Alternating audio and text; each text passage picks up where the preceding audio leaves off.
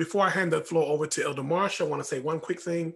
One resource that I forgot to mention last week that I think might be helpful in you all's to passively, not that you really have to do it actively, but to passively generate just a little extra income with what you're already engaging in anyway. Remember, you know how people go like couponing and stuff, and they get a lot of money from that. Well, they do this with rebates as well. And there used to be an app called ebates.com, website Ebates. Well, they've changed to Rakuten. You probably have seen some of the commercials recently. So it's the same company, but a different name now, Rakuten. And I certainly encourage you all to get that because you don't really have to actively do anything or actively go out and buy something. It's really just about your own current shopping patterns. And if rebates are available on things that you would have bought anyway, why not get that, have it added to your Rakuten account, save up the money, and then you can use that to pay off debts faster or to build your investment account faster, just a little extra, quote unquote pocket change or whatever. But sometimes they have pretty significant rebates. So it'll keep you from having to search for it all the time. So just another resource that you can use to passively generate more money. And again, that's Rakuten. With that being said, Elder Marsha, the floor is yours. Thank you. Pastor, how do you spell Rakuten? Rakuten. Rakuten. Thank you. You're welcome. So we started off with making your budgets. Then we went to trying to find out where you can cut down some expenses and try to put some savings away. And Pastor went through ways to get some extra income. So now we're going to go to, when you got all this extra money and things to do with it, what if you got some kids you got to put through college? So we're going to go through a 529 savings plans. And these are, each state has a 529 plan. And they all have different rules. But the website for Missouri's is MissouriMost.org. And did I print out my? Oh, here it is. Yeah, Missouri Most, MOST.org. So Missouri Most is all together.org. Is Missouri spelled out? Yes, Missouri is spelled out. Let's see. So each state has a plan, and the 529 comes from the number it represents in the IRS tax plan. So that's where 529 comes from. So it's a tax-free growth. So the funds can grow tax-free. Withdrawals are tax-free. If they're used for qualified education expenses, which would be higher education, room and board, computers, supplies, books. And this is all listed under the qualifications for Missouri's on Missouri's web. Yes, sir. So does that include payments on education loans? That does not include payments on loans. And it has to be your child, or can it be like a grandchild? I can open up one for my niece, my nephew, a person's friend. Open one up for yourself. I can't open one up for. Yes. So here it is. So any one person can open up a 529 plan for another person. A parent, a grandparent, any relative, or even a friend can open up a 529 plan for a person that's going to use these funds for higher education. Now, I can open it up, but anybody,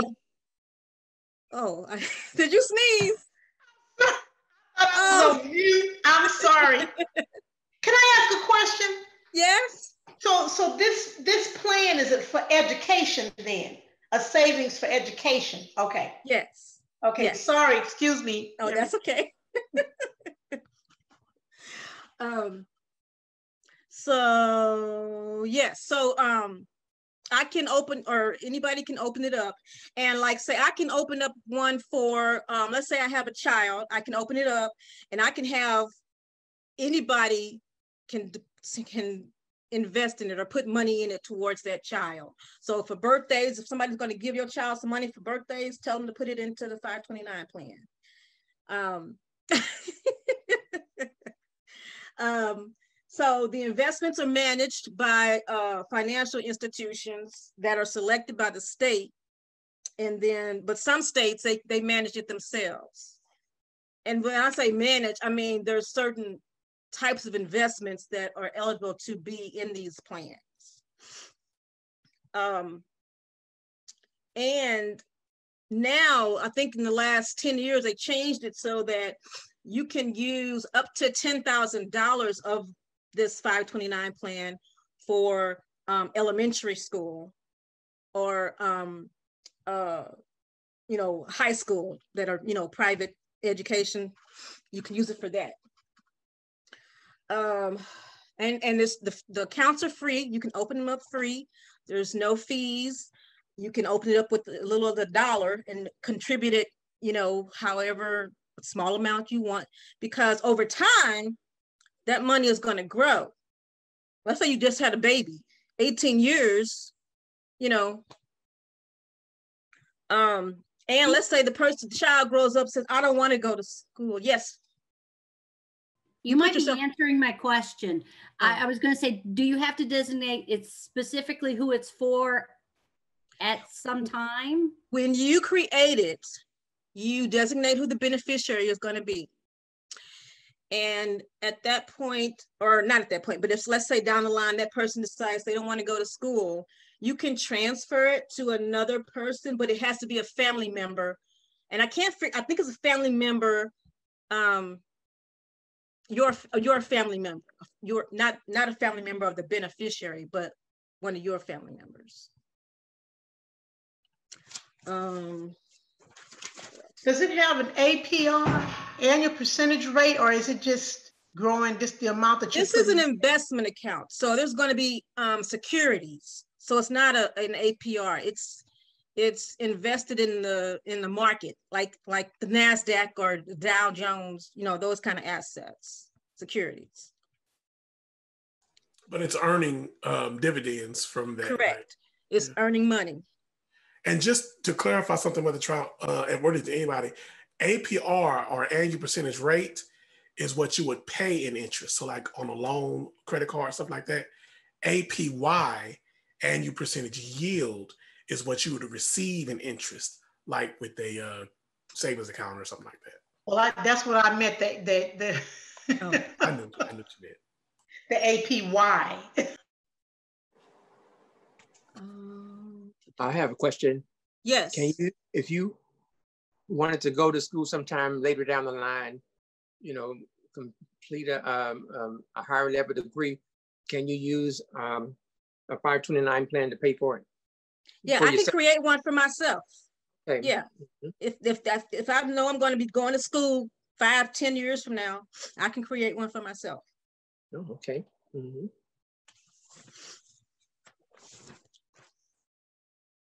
Let's see, I did that. So say I created one for myself because, I'm saving to go to school, right? Well, I decided I'm not going. You can take it back, but there's a penalty for it. It's like, hold on, let me see. Huh? Probably half of what you put in there. No, I think it's like, and again, this varies on each state, but hold on one second. I think it's like 10%, but I'm not sure. Oh, wait a minute. Wrong page.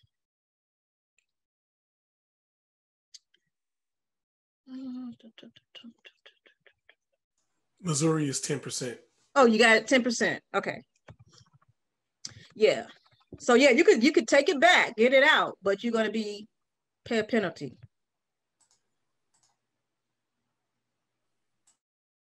Or you can transfer it to somebody who's going to use it. I'm assuming that the penalty basically is because since the money is in their interest free, mm-hmm. the penalty is their way of getting the taxes back that they would have got. I'm not interest, I meant tax free. It's tax free. It's their way of getting the taxes back that they would have gotten in the first place had you been paying taxes on it anyway. So that's probably just, you know, a way of retaxing what would have been tax free, I'm assuming. Yeah, let's see. So all of your deposits then, you would have deductions for that at tax time, I'm assuming. Yeah, it's tax deductible when you withdraw it for education expenses. I have a question.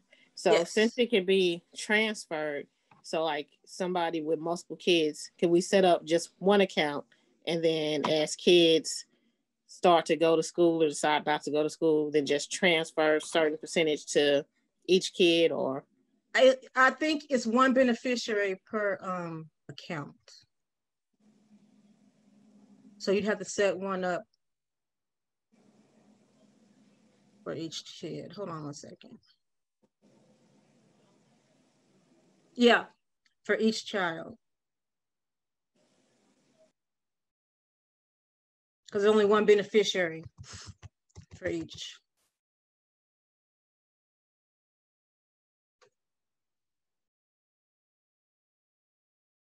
What I'm looking at.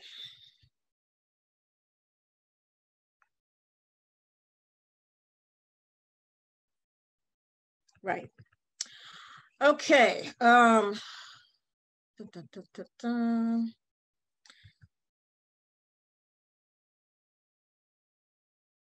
there is a limit to how much it can grow or how much, like you can't just keep it forever. You know what I mean? I should have had this on here.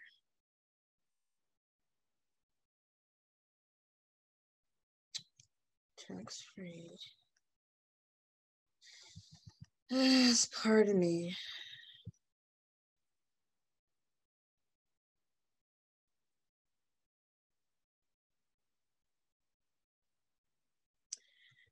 Okay, there was a refund.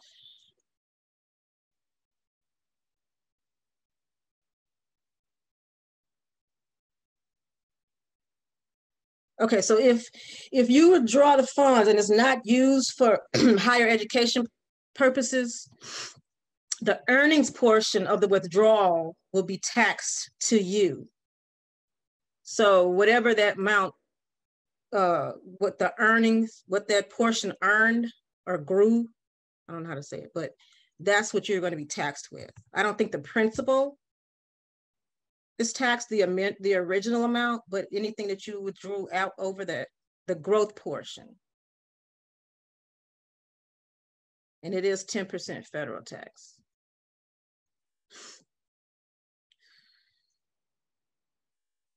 Let's see. Also, if you, let's say you decide you create one in Missouri, but then you later move to Texas, you can roll it over to a Texas 529 plan. But you can only do that once every 12 months without a tax and without any penalties or anything. So don't move too often. Right.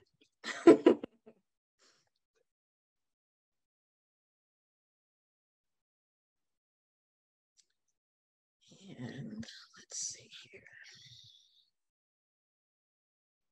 I think, unless you guys have any specific questions, I think I've answered.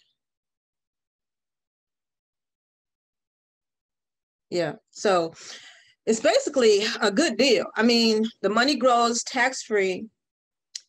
When you get ready to take it out for the expenses, you don't have to pay any taxes on it. Is it like you have to apply to get it out, or do they have some sort of like debit card? Or? No, it's a it's an account that's like set up like online. So how would you withdraw from it? You would, hold on one second.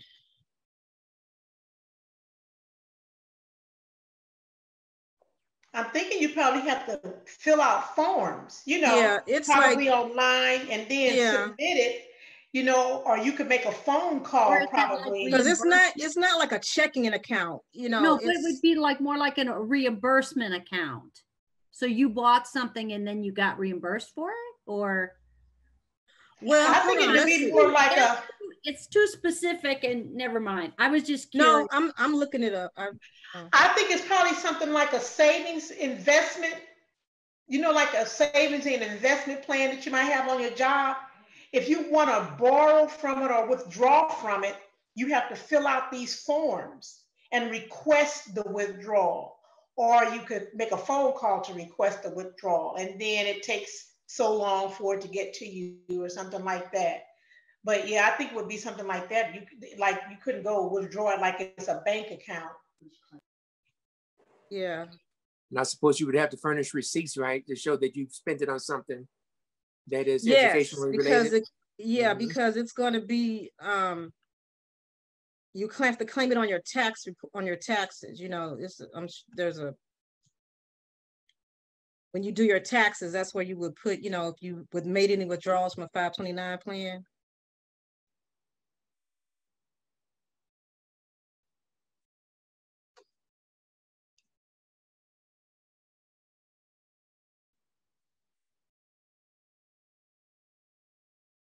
Oh, when I was talking about the limit before, there's a limit on how much money can be contributed to the savings plan. And it's generally, the limit is the cost of 5 years of college. That's just the limit on how much can be contributed. There's no limit on how much it can grow. The investment growth, there's no limit on that. But you can only contribute about 5 years of worth of college. And it doesn't, I'm on the Most website, and it doesn't tell me what that dollar limit is, but when you go out there, there's an application you have to fill out. So all those, and let me see if I don't want to go in here and say, yes, I want to apply, but there's an application you have to fill out. And I'm sure all those questions are going to be on there for you to complete, like,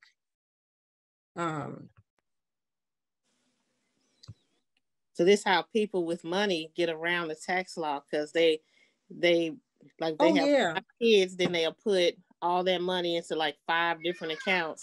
I have a client go to get scholarships, and then they never have to. They don't have. I have a client who she has 3 grandkids. She donates $5,000 to their 529 plan every year. So you, Ty, and Carla set those up, and then you have us donate to it. Yeah. Yeah. Happy birthday to the girls. Exactly. Right. Exactly. Let me see if I can go in this. Okay, so give me 1 sec. I want to search something out. I'm going to be going to IRAs next, but I want to check something out here.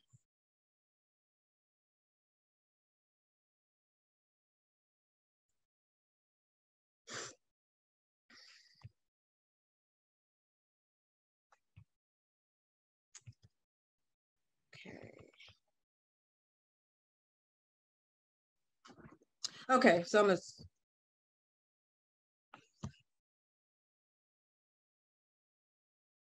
Hold on.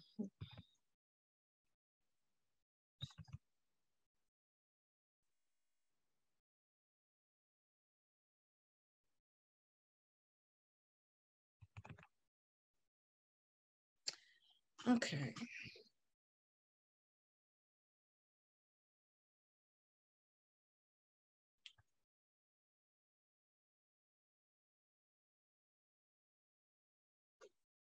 All right, let's go on.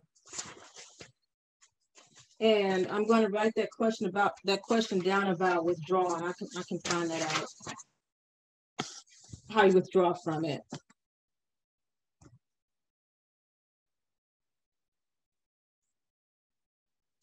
That should be different now. Okay. So IRAs.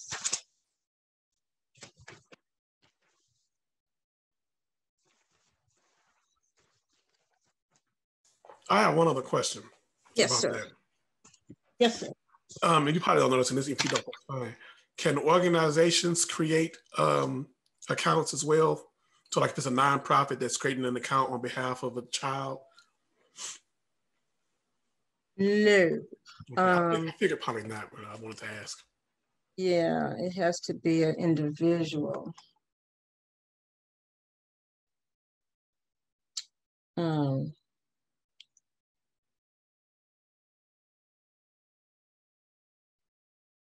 Yeah.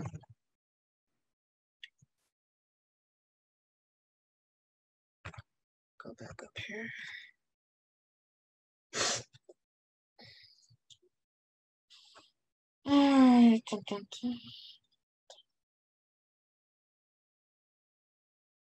So when you open it up, you'll need to know the birth date of the individual, for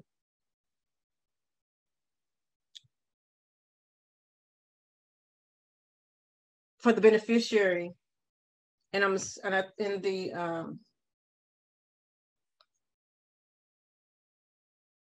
Social Security number.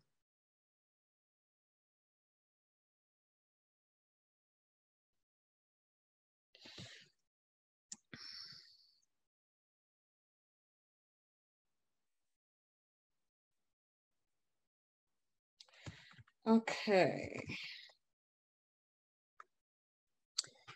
And there's a question on here, can you open up one for an unborn child? No, because you need the Social Security number to create it.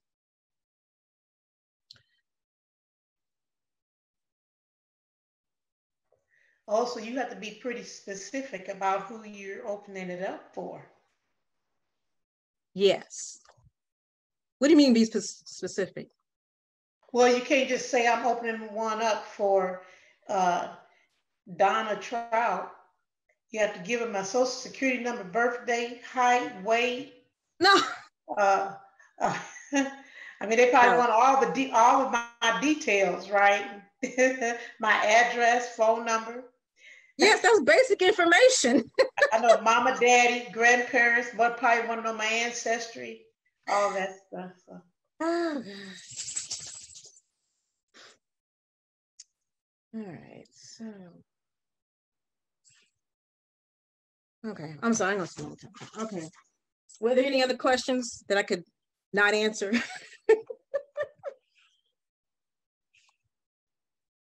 All right.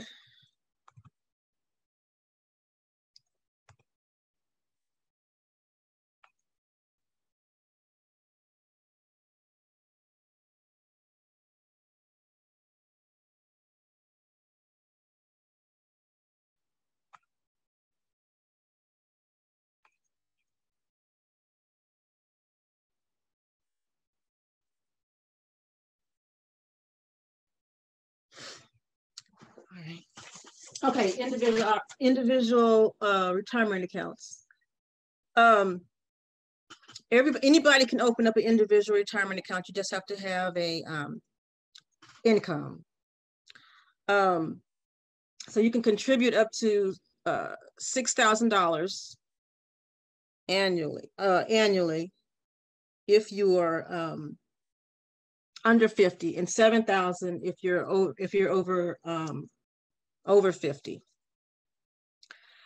You just have to have earned income to be able to be eligible to open it up. That's my screen. Okay, there you are. To be eligible to open it up. So, and that's different from a 401k, because in a 401k, your employer can contribute to it, but in the IRA, your employer does not contribute to your IRA. A traditional IRAs it grows tax deferred. You don't have to pay any tax on the growth of it until you're taking the distributions out. And then at that point, you're taxed at your whatever your income tax bracket is at that time. And your contributions, when you contribute to it, those are tax deductible. If you withdraw funds from your traditional, this is a traditional IRA, before you're 59 and a half, you have to pay income tax on that amount. Excuse me. And a 10% penalty. And on the, so there's a Roth IRA. And wait, excuse me. Uh-huh. So if before 59 and a half, if you withdraw from your IRA, you pay a 10% penalty, plus you got, it's also taxable. Income, Okay, now, but what about after 59 and a half? Then you're not penalized, but you still have to pay taxes on it, right?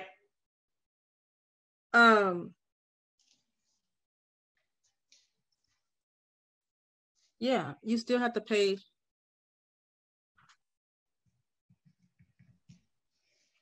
Yes, you still have to pay that tax.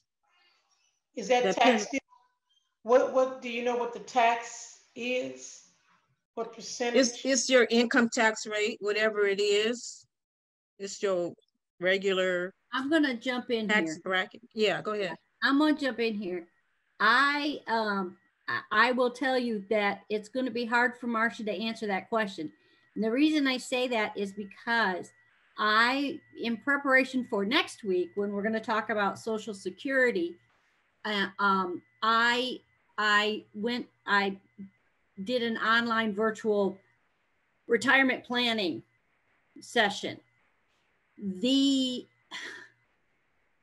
And I will give you some of this information next week. It is so complicated as to how you're taxed and how, at what age and at what rate and from what piece of your retirement.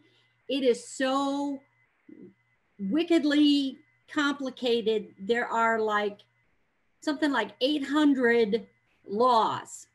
So it's a calculation that's crazy because it has to do with your income, but it has to do with your total retirement package. So they look at your total retirement package. It's crazy.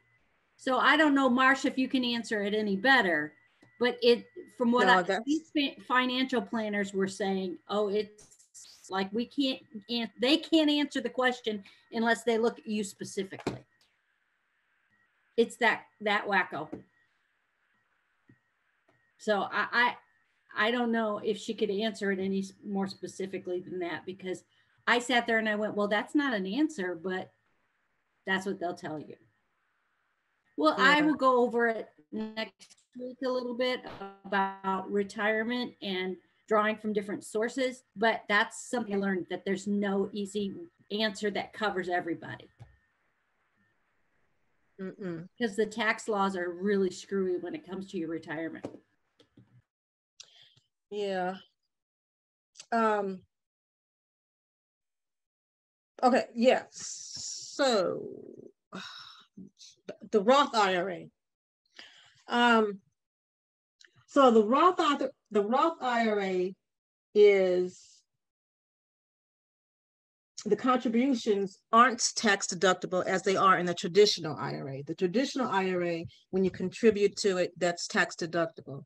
But in the Roth IRA, when you contribute, it's not tax deductible. But when you withdraw the money after when you're eligible to withdraw it, you don't have to pay taxes on it. There's no taxes or penalties on it, on your withdrawals.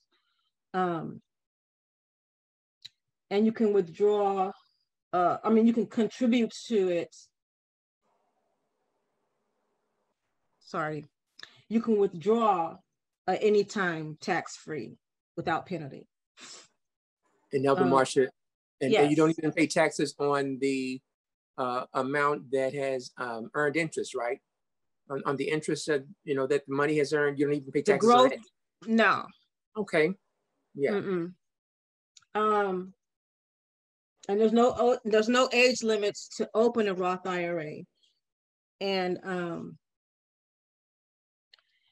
so if you aren't eligible to open up the individual or the Roth IRA, let's say you're self-employed, there's called a SEP IRA, which is a simplified employee pension. And those are for people who are self-employed. And you're allowed to set aside 20% of your net earnings from your self-employment can be contributed to a SEP IRA. Let's see here. And you don't pay taxes on the contributions and the earnings until you withdraw that money in retirement on the SEP IRA. Now there's a savings IRA versus an investments IRA. Like you can go to a bank and create an IRA, but that's just going to be invested like in CDs or money market savings account. And that's what's called a savings IRA. But there is an investments IRA where you open it up at a brokerage and there's a potential for loss because those are actually invested in the market. Because they're opened up with investment firms. And those are invested in stocks, bonds, mutual funds. So those types of IRAs make sense for people who are okay with risk, like they're younger and their money is going to be invested for the long haul.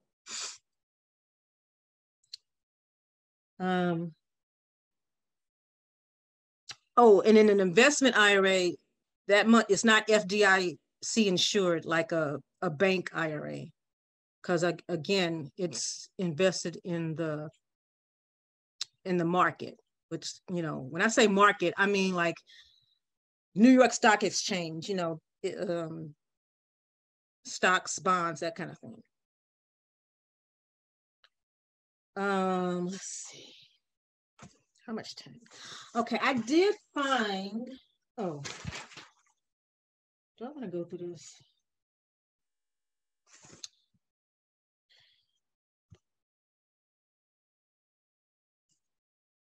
Okay, I'm going to go through this really quick because I found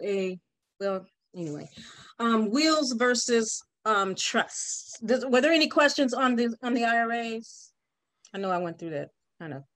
I have one. I'd like to, if there are no questions on the IRA, I want to go back to it is an actual IRA question.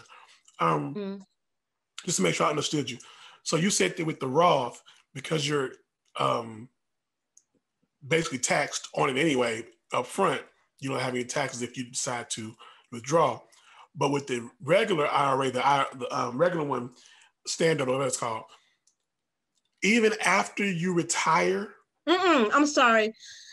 After 70 and a half, you can take that money out, but you're still going to be taxed on it, but not the penalty. That's what I mean. So even after you retire, you will still get taxed, but you won't be penalized. Right. Right. Wait a minute, but did you say 70 and a half? Well, you can withdraw. 70 and a half is what's called the, if you haven't taken anything out prior to 70 and a half, they make you take it out after 70 and a half. The not everything, but they make it's called a required minimum distribution, which is a percentage, and they figure that amount out. So you can withdraw after 59 and a half. You can withdraw, but there's the taxes and penalties. But 70 and a half, you have to start taking money out of your IRA. And that's where it starts to, and that's why when I was talking to these financial planners, when I went through this session, they talked about what's your optimum time to draw from various sources of income for your retirement, because there are some that you can draw from earlier and not be penalized, and some you have to draw from at 70 and a half. You have to draw something. Now, if you want to draw a minimal amount and then supplement it with other things, that's how you do it. That's why it gets really complicated.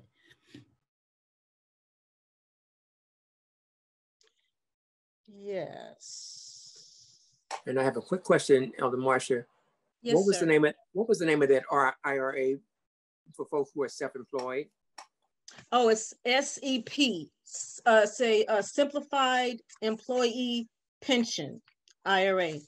But it's SEP IRA is how it's referred to, but the SEP is what that Simplified Employee Pension is what SEP stands for. Okay. Thank and you. Marcia, with that one, is that through like a bank or the government, or who is that through? It would be like the savings IRA or an investment IRA. You can go through the investment firm, or you can go through what did I say?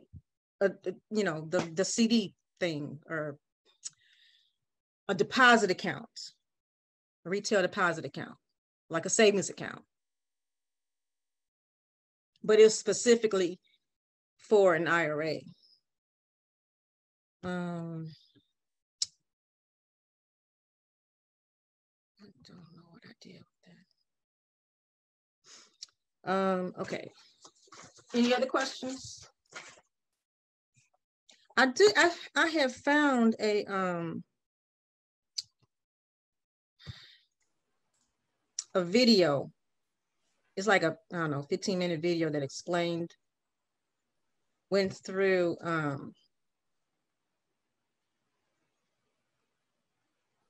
While you're looking for that, I have a question.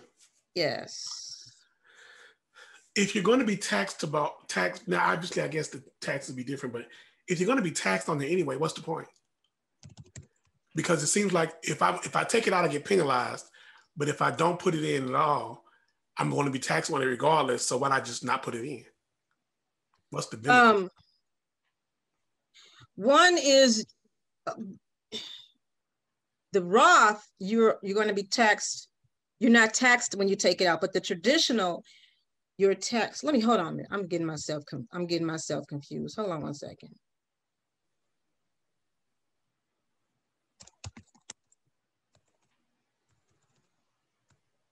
Pastor, and part of that is for some of the tax laws, some states will tax you. So state taxes may be different.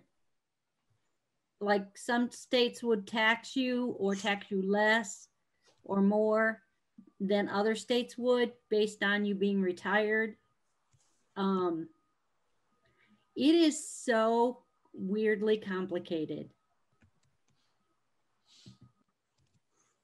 So it almost sounds like, well, I do better just investing it myself in a regular investment account, because then I can get my money when I want it and not be penalized for, since I'm gonna be taxed anyway. Well, the thing though is if you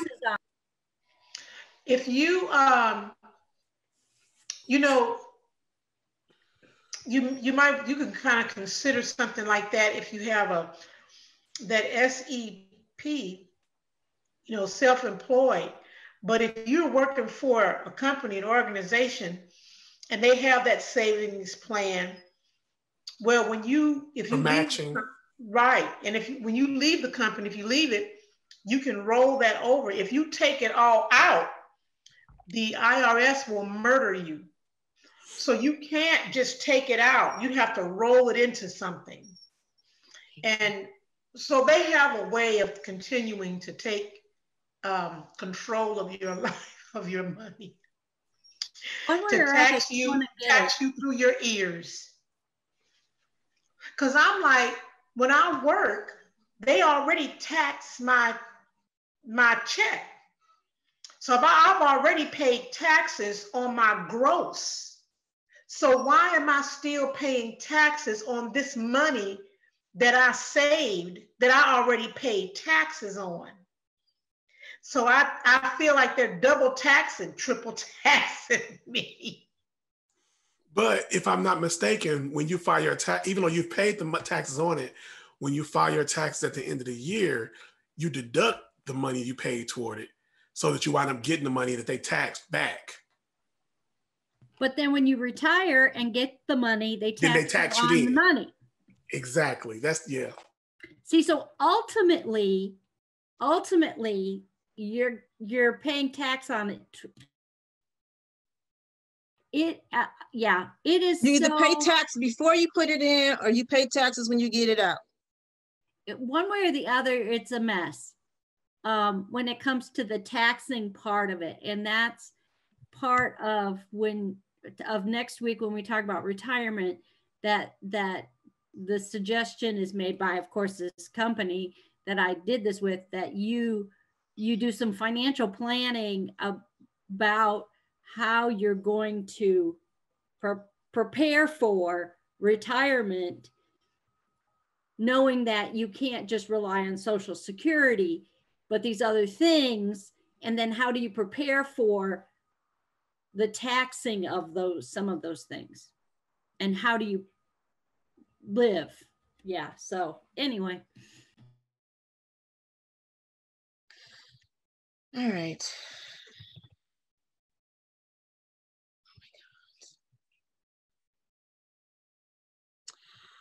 Breathe.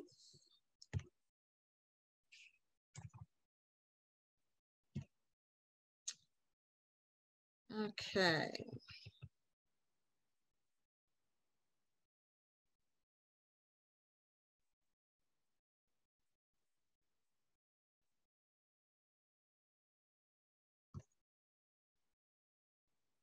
All right, I'm going to share my screen. Hopefully this is going to work.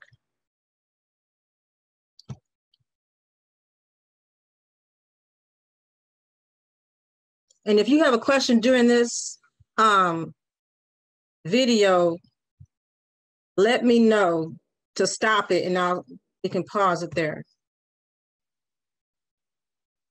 This is not the one I want.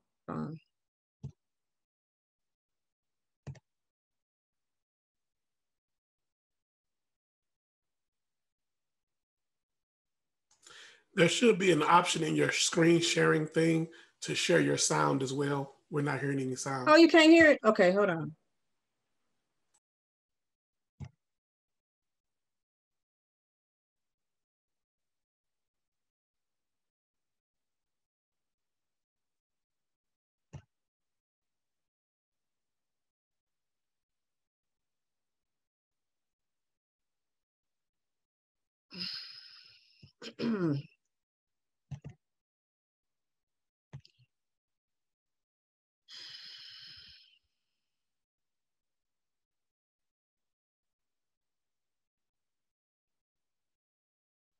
I can't even get to the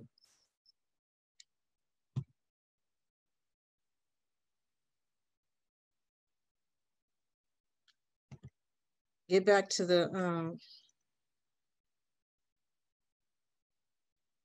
Zoom. So now, Elder Marcia, make sure you turn your sound on before it starts playing, because it looks like it's muted right now. Okay. I'm trying to get I can't find this. Oh, here it is. Okay. Okay, share computer sound. Screen sharing.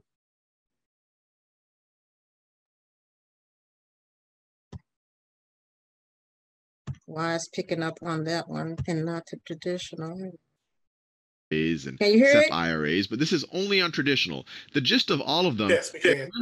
It's the government's way of encouraging you to save for your retirement, but they all have slightly different details. So I'm just going to focus on the traditional right now.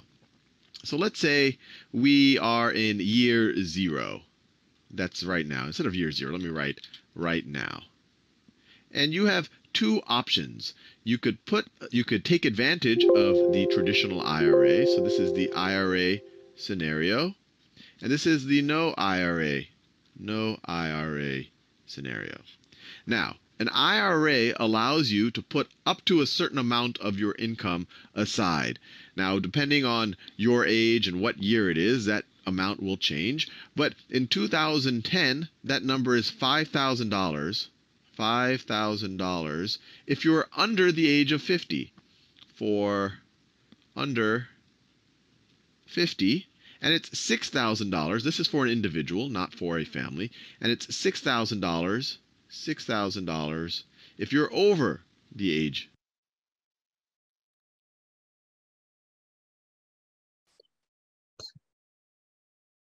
It just happened. Oh, you didn't do that? I just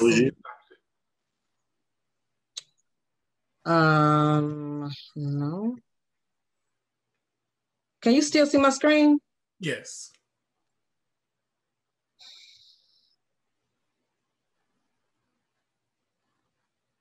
Age.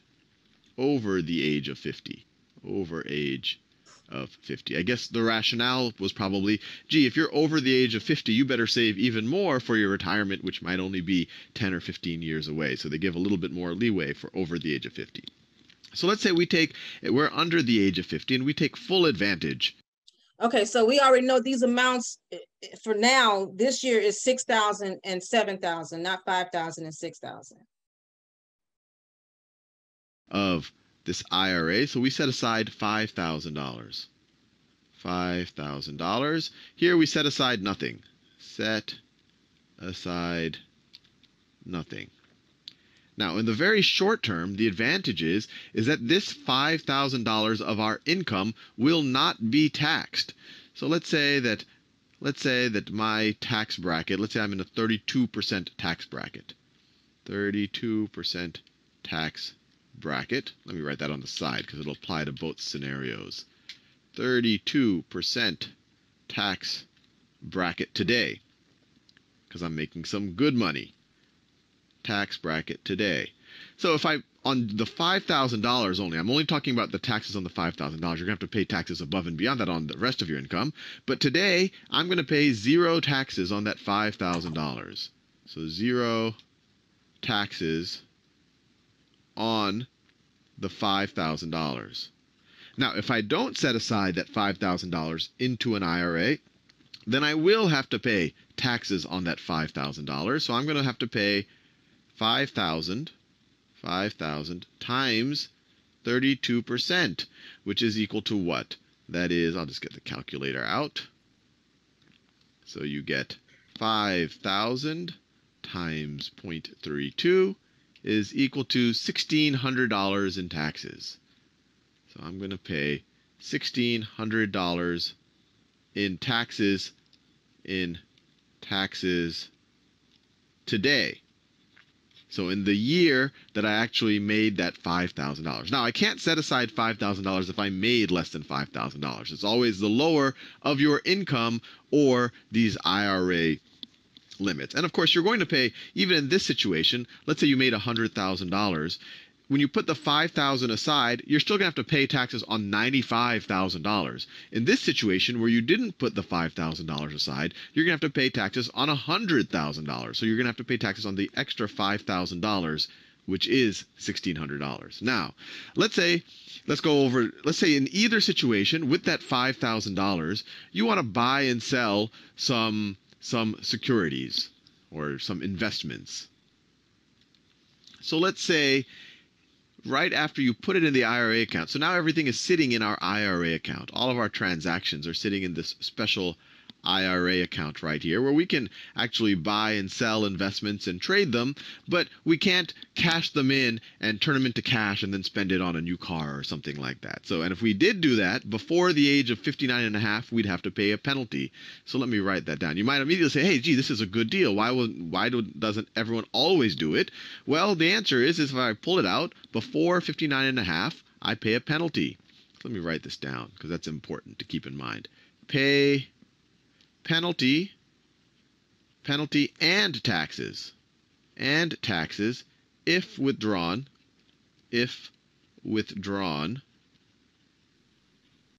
before 59.5. And once again, this is the traditional IRA. The Roth IRA, for example, is a little bit more flexible on the actual principal amount that you put into the account, but we're just dealing with the traditional. So this is an important thing to keep in mind. This is kind of the trade-off that you're giving. So the government's saying, hey, I'm giving you an incentive to put this aside, and I really want to make sure that you leave this aside until you are ready to retire. You don't get tempted when you see a nice sports car to cash in your IRA and use it, because you're going to have to pay a penalty. But as long as you don't actually withdraw it and turn it into cash, you can actually buy and sell securities within that IRA. So let's say as soon as you put that $5,000, you buy $5,000 of stock A. Here we don't have $5,000 anymore. We only have $3,400 of our original amount. So we buy $3,400 of stock A, and let's say, I don't know, 10 years in the future.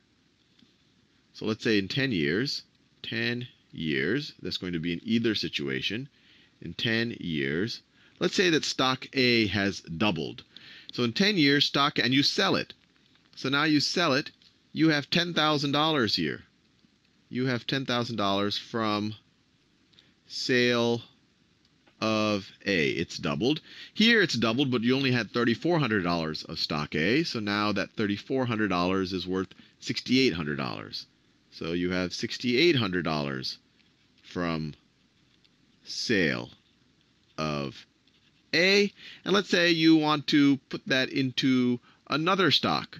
So let's say you put that all into stock B, and I'm painting a very rosy picture. You can't always ensure that stocks will double. And then so you buy $10,000 in this situation, $10,000 of B, and well, I'll hold off there. So you buy $10,000 of B, and here you might say, oh, I'm going to buy $6,800 of B. But because you are not operating within an IRA account, you're going to have to pay taxes on the capital gains from this right here.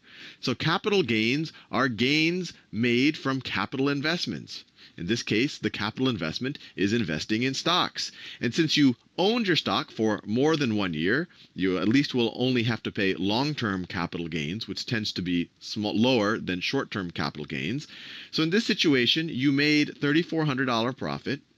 I wrote 340,000. You made $3,400 profit. You're going to have to pay 15% capital gains times 15%. Times 15%. Let's get the calculator out again. So 3,400 times 0.15. It's $510. So you're going to have to pay $510. So this is $510. So you take your $6,800, pay $510 to the IRS. You are going to be left with. You're going to be left with $6,290. Remember, the reason why you have to pay taxes is this is not operating inside of an IRA.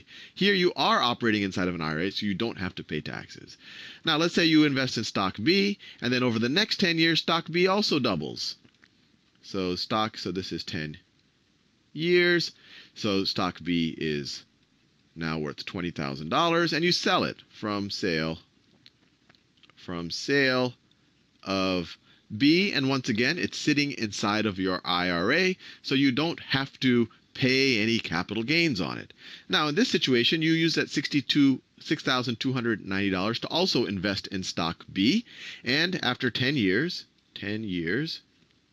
stock B doubles, so it is now, what is that, $12,580. But once again, it's sitting outside of your IRA. You have to pay 15% capital gains. You had a $6,290 gain, $6,290 gain times 15%.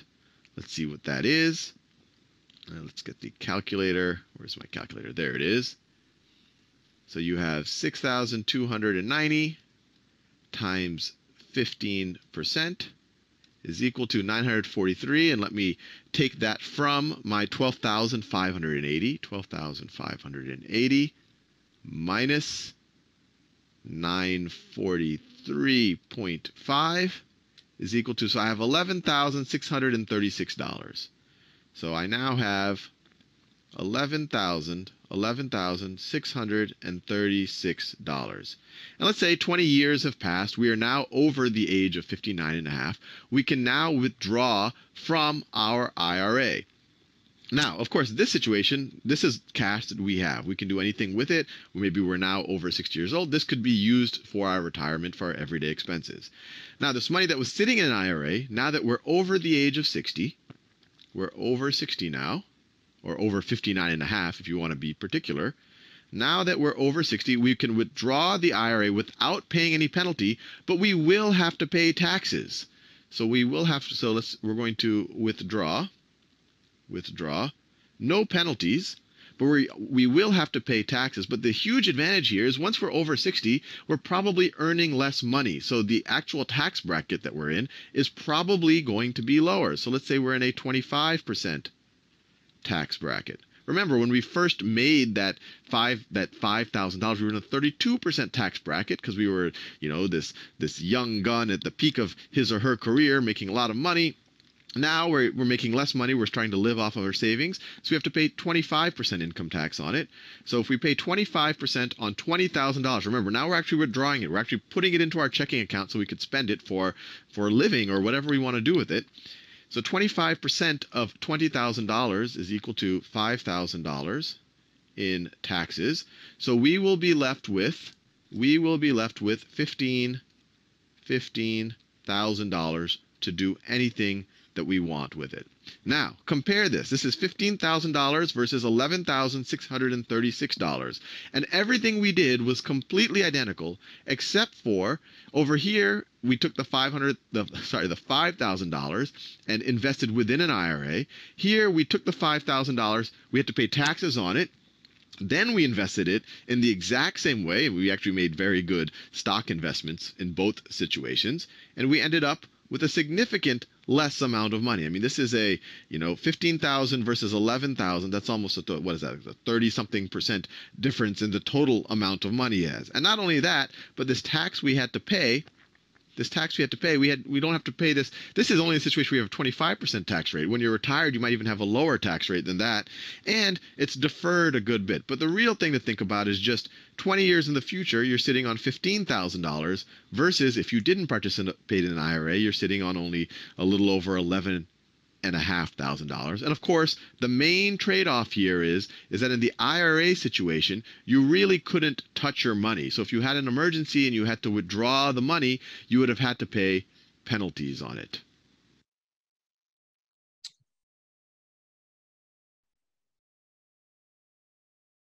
All right. Elder.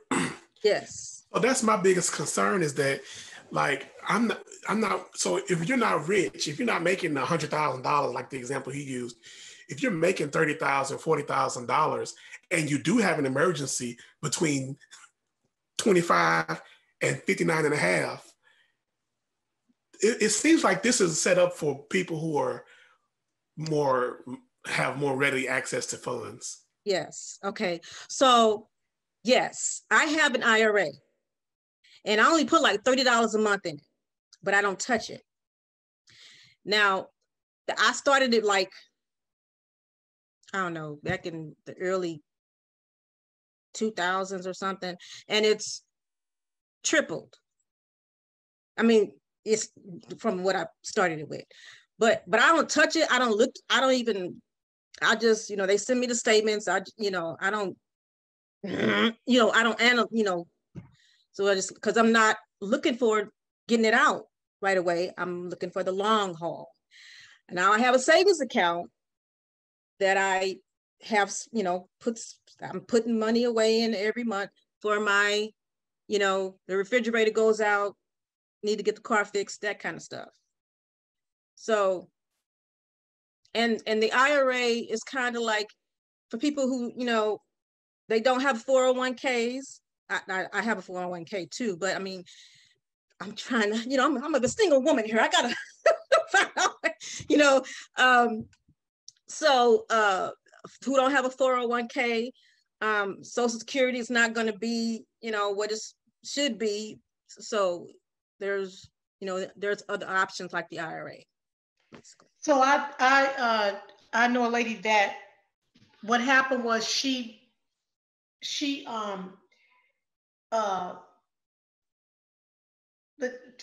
what did the company downsized or something? And anyway, she rolled her money over to an IRA, right? And so because if she had left it with the company, it's like when if something happens to her, anyway, it's not going to go like she can't select the beneficiary. It would have to go to her spouse. Something I can't remember how that went, but anyway, she rolled it to an IRA. Now she got laid off and she wasn't working. So she pulled from the IRA while she was looking for a job to pay her mortgage, to pay, to pay her expenses. Well, she doesn't have anything in there anymore. So, I mean, and I think she's older than I am. So, I think she'll be able to get Social Security, but her IRA is gone. Yeah, her IRA is gone. Her financial advisor told her she can never retire. Yeah. So, so I mean,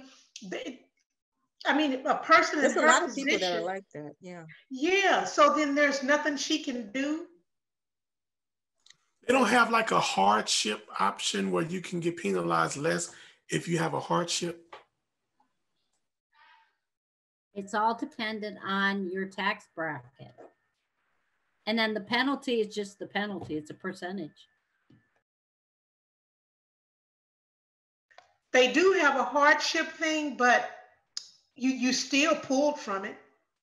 Like you don't get penalized as much, but it's still less, And I think you can, if you get hardship, you have to pay it back over a certain, Yeah.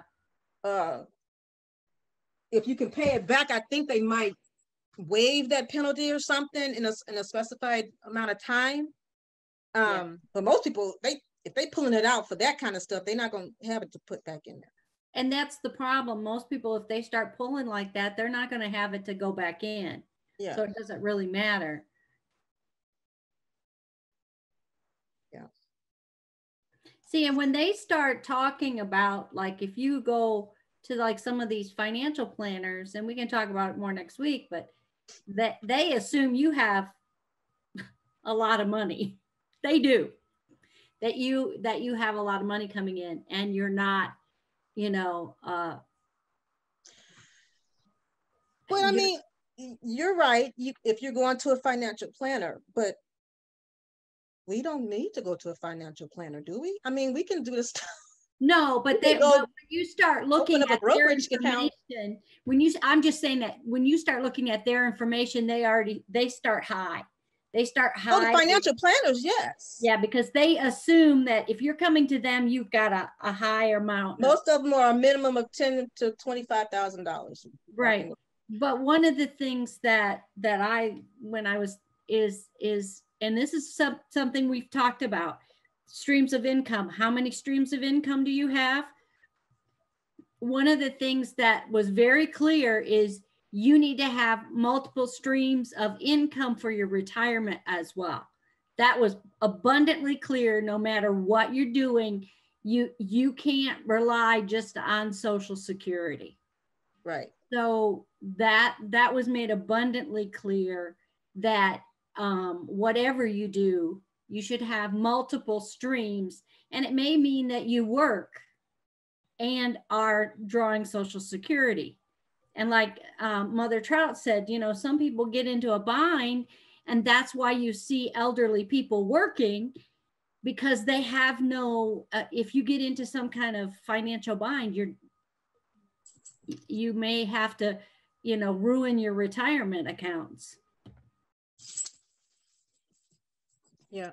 And if we can go into being self-sufficient with growing our own food and changing the way we eat and not being dependent on a grocery store, we would cut out the biggest expense that we spend, which is feeding ourselves. Yeah. Yep. Okay. Any other questions or comments? I just want to say, I'm sure you can tell by how many questions and things that this is a topic that people are just very interested in. So sorry if we overwhelmed you. Oh no, I'm just sorry I couldn't pull the questions. I mean, the answers up right away, but. Yeah. But you've also depressed us, so thanks a lot for that. I'm kidding. Put this on top of the election and we're all going to be like in tears. He didn't say anything I really didn't already know. Like, every company I've worked with the last 15 years, especially, you know, this is stuff that we have, like my last 3 companies, a financial advisor will come in and talk to you about an IRA and all the extra bells and whistles that you can do. And everyone seems to do appreciate, like what she said was, you know, you don't have to put $3,000 a month. I mean, you could put in $30. It's something to come from different places. So like, you know, if it's great if your company has, like my mom, she's got Social Security, but she has a retirement plan from where she worked, and she had IRA. Well, she still has some months where it's a little bit of a struggle, and it's just her. So I'm like, if she got 3 different things going on and sister sell cakes on the side, and she still be like, so, you know, I can imagine when I get to be 70, like she'll be 70 this year. And I'm like, dude, I just, you know, I'm just like blown away. So, but I'm still willing to do, you know, do those things to still have at least that, because I don't know about the rest of y'all, but I don't plan to be on the street. So I gotta do it. So. And see, all these things that we've been going through over these weeks are things that you can do now, you know, so that when you get to that age, you can sit on the boat on the beach somewhere and not have a worry, you know.